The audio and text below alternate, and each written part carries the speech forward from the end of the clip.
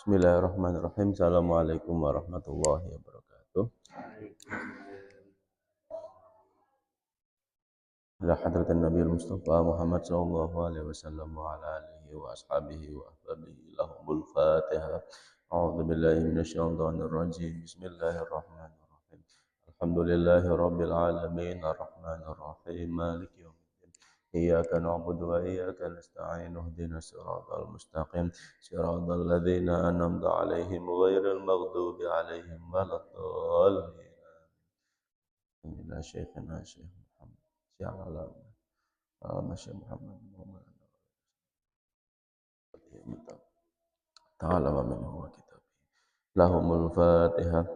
A'udzu billahi minasyaitonir rajim. Bismillahirrahmanirrahim. Alhamdulillahi rabbil alamin arrahmanir rahim maliki yaumiddin. Iyyaka na'budu wa iyyaka nasta'in ihdinas siratal mustaqim siratal ladzina an'amta 'alaihim ghairil maghdubi 'alaihim waladdallin. Kita lanjutkan ke makalah yang ke-13, makalah ke-13. Kemarin 12 sama 11 dijadikan satu karena satu maksud. Nah, jadi kita langsung ke 13.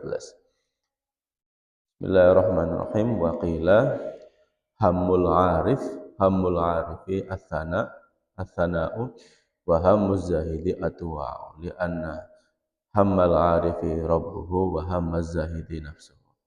Jadi di sini artinya hammul arif atau yang dituju, yang diinginkan oleh siapa? Al-arifi atau orang-orang arif.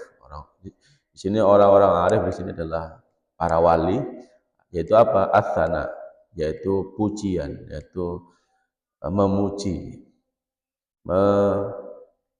menyanjung, sanjungan kepada siapa? Ya pastinya para wali itu menyanjung sosok yang dicintainya. Siapa? Allah Subhanahu wa taala. Wa hammuz zahidi ad-du'a, bahwa pokok dari atau tujuan atau yang diingin oleh para orang-orang zahid itu, orang-orang zuhud itu adalah doa. Maksudnya apa? Ya doanya itu permintaannya. Li'anna hammal arifi rabbahu. Kenapa kok begitu? Karena sesungguhnya tujuan dari orang-orang arif atau wali itu adalah Tuhannya. Wa hammaz zahidi nafsu, dan tujuan dari para zahid itu adalah kepentingan dirinya sendiri. Itu kalau dari qaul yang diriwayatkan oleh Imam Ibnu Hajar Al-Asqalani.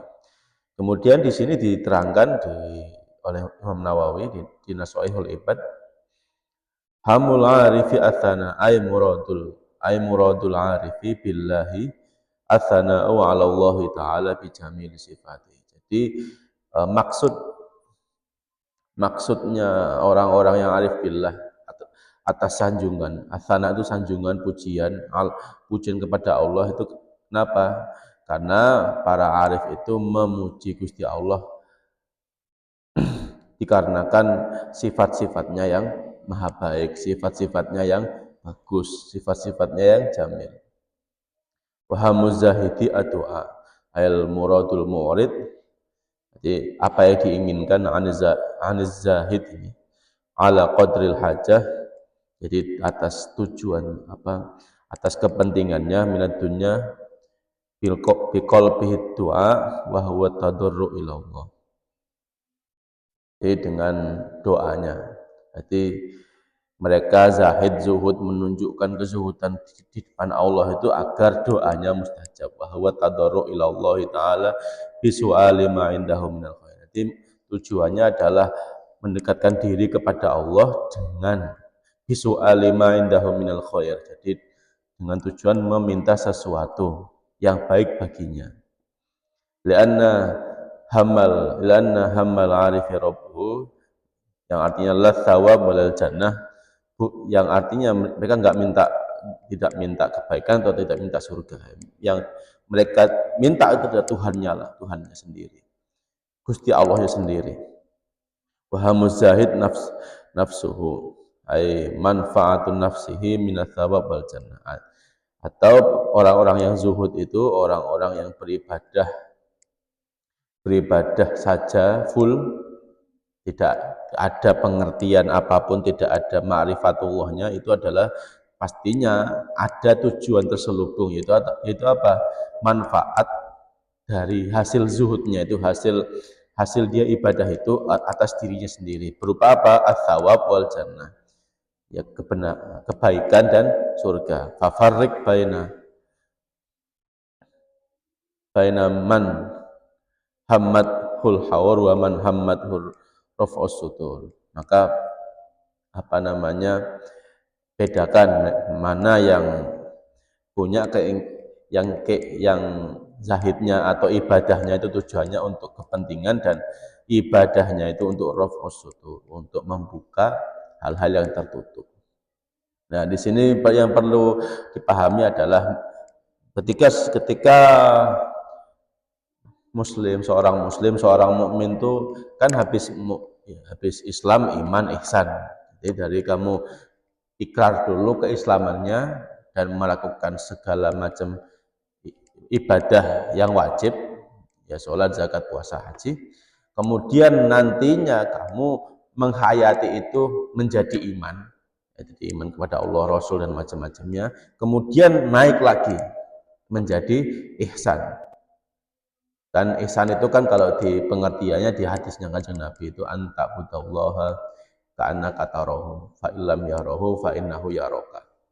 Bahwa beribadah kepada Allah seolah-olah engkau melihatnya. Jika engkau tidak melihatnya, sesungguhnya Gusti Allah melihat Anda semuanya. Nah, itu di fase menuju ihsan, menuju ibadah yang sebenar-benarnya ibadah, menuju mujahadah yang sebenar-benarnya mujahadah.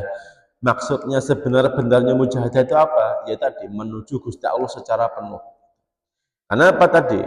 Ibaratkan dari tiga tingkatan itu kan pastinya Islam dulu baru iman. Jadi masuk dulu dalam lingkaran agama, lingkaran kebenaran yang berupa Islam tadi, kemudian naik menjadi iman. Kamu beribadah, kamu merasakan ibaratkan kehadiran Allah, kemudian kamu juga belajar mengenai kebenaran-kebenaran yang Allah berikan, seperti tentang Rasul, tentang kitab, tentang malaikat, tentang hari akhir, dan kemudian tentang qadar. Dan itu yang akan dialami oleh keimanan tadi. Keimanan itu apa? Ya, sesuatu yang kamu yakini secara penuh. Yang itu bisa, iman itu bisa dalam kondisi tidak mengerti. Kayak kamu tanya, kamu Tuhanmu siapa? Ya Gusti Allah. Itu kamu sudah iman. Tapi dalam tahap tidak mengerti. Kamu hanya meyakini bahwa Gusti Allah itu Tuhan kamu. Nah, nanti ada tahap yang lebih tinggi lagi, yaitu tahap yang mengerti melalui belajar. Kita di sini bicara Aqidatul Awam mengenai siapa itu Gusti Allah, apa sifat wajibnya Gusti Allah, sifat mustahilnya Gusti Allah itu apa saja, siapa itu Nabi, siapa itu Rasul, apa yang wajib dalam diri Rasul, apa yang mustahil dalam diri Rasul, dan sebagainya. Itu nanti memperkuat rukun iman. Jadi iman itu butuh pondasi. Ibaratkan kalau kamu mau kegiatan makan dulu. Sama, iman itu juga gitu. Iman itu ya butuh ilmu. Kenapa kok butuh ilmu? Karena tadi, sekali imannya salah, rusak semua. Sekali kok yakin bahwa ada cara menuju Gusti Allah melalui perantara, bahkan perantaranya itu kayak Tuhan, nah itu bisa bahaya. Kalau perantara ibaratkan bahasanya kalau di NU itu apa namanya, minta doa, itu masih tidak apa-apa. Tapi kalau perantara sampai perantara itu disembah juga, lah itu yang bahaya. Dan itu yang rawan. Kayak apa ya? Kayak orang-orang kafir, Kristen, menganggap bahwa jalan menuju Allah itu Yesus. Nah, kamu cukup menyembah Yesus baru buka ke Gusti Allah. Nah, itu kan gila. Nah, itu. Jadi dari Islam iman. Nah, pas ihsan inilah di sini. Nah, biasanya orang-orang yang menuju ihsan, menuju supaya lebih dekat lagi kepada Allah. Jadi lebih dekat lagi kepada Allah. Di situ ada dua golongan. Orang yang ingin mendekat kepada Allah itu terbagi menjadi dua golongan. Satu, itu tadi orang yang zahid, orang yang semata-mata zuhud. Yang kedua, orang-orang arif, orang-orang yang ibaratkan waliullah. Waliullah, orang-orang yang memang sangat dekat kepada Allah, sangat mencintai Gusti Allah. Orang-orang arif ini mereka nggak cuma ibadah, mereka juga belajar kepada para ahlu thariqah, membiasakan suluk wirid kepada ahlu thariqah, belajar ma'rifat-ma'rifat dari thariqah, belajar dari kitab-kitab hikmah seperti apa? Ihya Ulumuddin, hikam dan macam-macamnya. Itu nanti yang menumbuhkan ma'rifat. Maksudnya ma'rifat itu menumbuhkan suatu pengetahuan tentang hakikat hidup kita dan hakikat Gusti Allah. Nah, orang yang sudah sampai kepada hakikat mengenai hidupnya sendiri dan Gusti Allah, itu nantinya itu akan disebut arif. Karena biasanya orang-orang arif itu sudah tidak peduli di luar Gusti Allah. Yang lain itu nggak penting. Nah, maksudnya yang nggak penting ya tadi karena pada dasarnya hidup ini ya hanya Gusti Allah yang punya kuasa atas diri kita secara penuh. Contohnya apa ya tadi? Amal kita yang katanya bisa membawa ke surga, bisa jadi nggak bisa membawa kita ke surga. Kenapa? Kalau semisal amal kamu tidak diridhoi Gusti Allah, tidak diperkenankan Gusti Allah, gimana? Ibaratnya amalmu ditolak. Kayak kamu ke cewek, kamu effort, kamu belikan ini, kemudian pas kamu nyatakan cinta, ditolak. Ya kan percuma. Ya sama. Kadang itu, dan orang arif mengerti akan hal itu. Bahwa yang paling penting itu ridhonya Gusti Allah. Selain ridhonya Gusti Allah itu nggak penting semua. Karena ketika Allah ridho, bahkan di kondisi yang mustahil pun kita bisa. Di kondisi yang paling tidak mungkin pun kita masih bisa bertahan hidup, masih bisa ada. Nah itu. Lah, tapi orang arif juga ngerti untuk mendapatkan ridho Gusti Allah diperlukan mujahadah, diperlukan usaha lebih untuk merayu Gusti Allah. Makanya mereka sholat, puasa dan macam-macam itu. Tujuannya hanya untuk mendapat ridho Allah. Itu orang-orang arif. Lah orang-orang zahid ini enggak. Nah problemnya gini, orang-orang yang soleh dadakan itu juga banyak. Nah di sini yang dimaksud zahid di sini adalah bisa jadi orang-orang yang soleh-soleh dadakan, yang biasanya pengen sesuatu kemudian ke kiai ngasih amalan dan amalan itu kemudian dilaksanakan. Ini secara 40 hari, secara ini, secara itu, harus ini puasa macam-macam. Ya itu kan berarti kan dia menambah effort, menambah usaha menuju Gusti Allah. Tapi ya tadi karena soleh dadakan ada maksud terselubung. Ibaratkan kamu mondok ke mondok. Kenapa kok mondok? Kan karena cari ilmu. Karena anak Pak Kiai cantik. Sehingga pengen saya nikahi, saya rajin supaya saya nikahi anak Pak Kiainya. Apakah salah? Nah, bisa salah juga bisa tidak apa-apa. Bukan benar ya, tidak apa-apa. Kalau benar itu arif billah tadi. Kalau ini bisa tidak apa-apa, jenisnya bisa salah. Berarti di situ tujuan menuju Allahnya itu ada kepentingannya sendiri. Nah, itulah kenapa di sini ketika orang-orang arif itu ibadah, ketika mujahadah kepada Allah, yang selalu diucapkan, yang selalu diinginkan itu apa? Athana. Thana itu apa? Yaitu pujian, sanjungan. Ketika mereka ibadah, mereka mujahadah, itu tujuannya tidak lain dilakukan hanya untuk memuji Gusti Allah, berterima kasih kepada Gusti Allah. Kenapa kok berterima kasih? Ya tadi setiap langkah hidupnya itu kan ditentukan setiap langkah hidup kita kan ditentukan oleh Gusti Allah. Buktinya apa ya? Kamu bangun tidur ini saja, kok kamu tidur bisa bangun ini kan berarti kan keputusan Gusti Allah untuk kamu tetap bangun. Coba kalau Andre tidur terus nggak bangun lagi, taqabbalallahu minna wa minkum, selesai. Lah iya dah, coba aja deh. Berarti kan kalau Andre tidur gak bangun lagi, Gusti Allah sudah memutuskan Andre sampai di sini saja hidupnya kamu. Ayo gimana? Ada nggak tadi khairul misal kena apa? Beli apa? Kaca. Itu kalau Gusti Allah memutuskan hidupnya berakhir sekarang, itu belinya sampai apa? Tembus. Dan itu ada kumannya, racunnya, tetanus, mati seketika.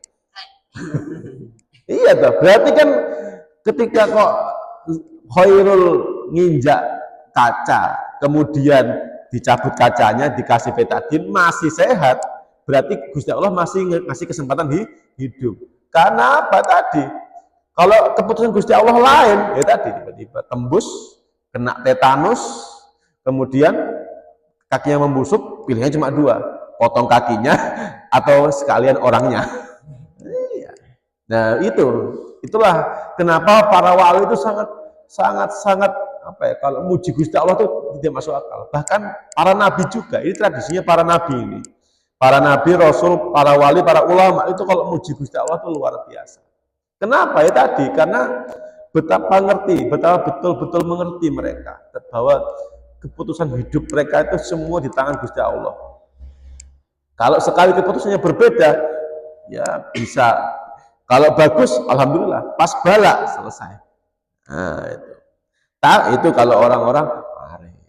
Jadi mereka ketika ibadah itu tujuannya itu adalah afana. Tujuannya itu apa? Memuji. Tapi yang kedua ini beda. Ini kebetulan orang-orang zuhud ini kan kadang-kadang sering afiliasinya ke orang-orang soleh dadakan. Lihat mas, berarti orang arif nggak zuhud. Yuk kata siapa? Orang arif itu justru orang paling zuhud. Orang-orang zuhud ini atau soleh-soleh dadakan ini, soleh dadakan karena amalan kiai atau soleh dadakan karena pengen apa, punya hajatnya dikabul, mereka ingin kompensasi, bahkan kamu kerja supaya dapat uang. Sama, mereka berpikir Gusti Allah itu begitu. Mereka ibadah lebih supaya doanya dikabulkan. Ibadahnya itu transaksi. Ibadah kayak dulu para santri ini, tapi ya tadi ini tidak apa-apa, tapi bukan berarti benar, tapi tidak apa-apa. Dan nanti zaman saya itu kalau udah ujian akhir kelas aliyah itu, itu yang sebelumnya nggak pernah tahajud, nggak pernah duha itu langsung rajin, karena takut nggak lulus. Mereka butuh bantuan Gusti Allah itu pas mau ujian, sebelumnya itu tidak peduli.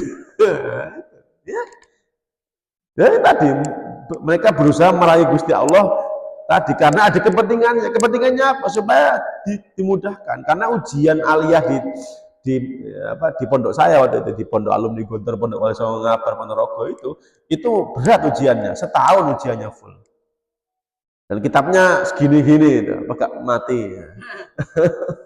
Ujiannya setahun dan kitabnya seboto-boto.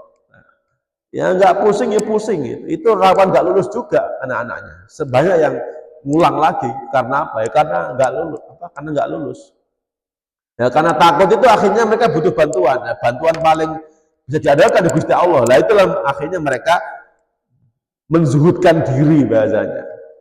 Nah, karena apa? Karena biar doanya terkabul. Nah itulah kenapa wahamuz zahid ad-du'a. Tujuan dari ibadahnya orang zahid, apalagi zuhud dadakan, zuhud soleh dadakan, itu adalah supaya doanya terkabul. Nah, itu. Akhirnya itu tadi hasilnya beda, kepentingan yang dibawa itu beda. Nah ini akhirnya di situ li'anna hammal arifi rabb. Tujuan dari orang-orang arif ketika ibadah, mujahadah, apapun itulah bentuknya, belajar atau apapun, para ulama itu mikir atau apapun itu tujuannya hanyalah Gusti Allah, untuk meneliti kebesaran Gusti Allah, meneliti hukumnya Allah, menyebarkan hukumnya Gusti Allah, meneliti siapa itu Gusti Allah. Ya, karena yang dituju itu Gusti Allah, yang lain itu tidak penting, surga neraka itu tidak penting. Karena bagi mereka itu yang penting itu Gusti Allah. Karena surga dan neraka itu bisa nggak ada. Dong mereka makhluk diciptakan. Sesuatu yang diciptakan itu berarti sebelumnya nggak ada. Kayak Andre, kamu lahir tahun berapa Andre? Akhir tahun berapa? 2008. Kamu dari berapa? 2008. Jauh sekali ya. 2008. Berarti Andre sebelum 2008 ada? Tidak ada. 2007 tidak ada. Apa masih? Kamu anak nomor berapa? Pertama. Oh, kamu putra pertama ya. Oh, berarti bapakmu 2006 masih pacaran itu Mas ya. Ya itu. Karena surga neraka itu sama kayak kita. Gak penting. Maksudnya gak penting Mas. Ini karena diciptakan. Bisa ada, bisa tidak. Tapi Gusti Allah itu pasti ada, selalu ada. Karena yang menciptakan. Maka bagi para wali, kalau di sini tulisannya al-arif billah, para wali, para nabi, para rasul, aulia sholihin. Itu yang penting itu Gusti Allah. Yang penting itu Gusti Allah. Kita dekat sama Gusti Allah, disayang Gusti Allah, dapat ridho Gusti Allah. Masalah yang lainnya itu nggak penting. Bahkan sampai-sampai mereka masuk neraka itu nggak apa-apa. Contohnya siapa? Sayyidah Rabi'ah Adawiyah itu begitu. Saya itu nggak peduli sama neraka. Bahkan kalau saya masuk neraka, saya akan bawa kalimatullah ini. Berani dan neraka membakar kalimatullah yang saya pegang. Ya tadi, karena yang dipegang Gusti Allah, yang dicari Gusti Allah, yang lainnya enggak penting. Ya tadi, kok bisa gitu? Ya tadi, orang-orang arif itu ngerti bahwa sekali kok keputusan Gusti Allah itu beda terhadap kita, bahaya, apalagi bala. Ya tadi, sekali kok keputusan Gusti Allah itu mengakhiri hidupnya khairul, selesai itu kakinya, putus kakinya, selesai. Enggak perlu ribet-ribet. Mati itu enggak harus nunggu kayak di film-film, enggak harus. Kayak Andre tidur nggak bangun lagi itu sudah selesai. Nggak harus nunggu di film-film, nggak harus kayak ketimpa bangunan, itu nggak harus. Atau nggak usah gitu. Andre bisa berenang nggak? Bisa. Bisa ini berenang. Bisa. Andre masuk kejebur kali, pas sungainya pasang, arus tinggi. Mau berenang kayak pintar apapun mati. Tetap tenggelam ya tadi. Sekali Gusti Allah punya keputusan bahwa Andre akan mati besok, selesai. Mau Andre pintar pertahanan diri, mau uangnya banyak, itu tidak penting semua. Ya tadi, itulah kenapa orang arif itu mencari yang dicari itu Gusti Allah. Ibadahnya, semua ibadah ilmunya itu yang untuk Gusti Allah. Yang lainnya nggak penting. Nah beda sama orang-orang zuhud.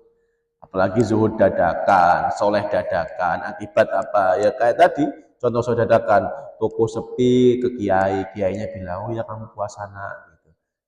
Nanti insya Allah tokonya lancar. Ya dia puasa, tapi puasanya bukan untuk Gusti Allah supaya tokonya lancar. Jadi dia merayu Gusti Allah, ya Allah saya puasa demi engkau. Nah balasannya, tolong toko saya diperlancar. Ya gimana? Ya Gusti Allah bukan bank. Dikira Gusti Allah penjual toko. Enggak, lalu toko ramai nggak ramai bagi Gusti Allah kan nggak penting.